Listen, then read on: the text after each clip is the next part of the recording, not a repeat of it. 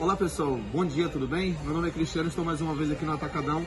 Melhor preço aqui no coração da Vila Rubim, trazendo para você o descascador 6 em 1, tá bom, gente? Vou estar fazendo aqui a demonstração para você, dá uma olhadinha aqui que você vai gostar bastante.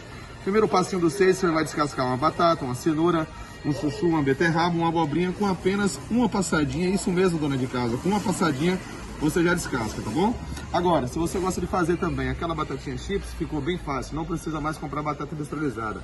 Com essa lâmina aqui do meio, você vem, ó, e faz a batata chips fininha com facilidade e rapidez também. Aquela saladinha de pepino, de tomate, de cebola, ficou fácil também, ó.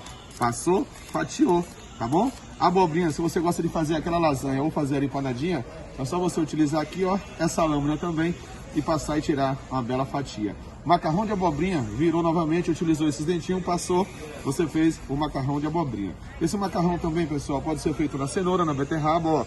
Passou na cenoura, você fez o macarrão. Passou em pé, aí você vai produzir o salpicão, tá bom? Por dentro você ainda faz ela raladinha para jogar no arroz, no macarrão e fazer uma bela farofa. E para finalizar o nosso trabalho ainda tem modelador de pastel, de empadinha de crepe para você fechar todo tipo de salgado e também cortar todo tipo de massa. Aonde você encontra no Atacadão, melhor preço, aqui no coração da Vila Rubim, pertinho de você.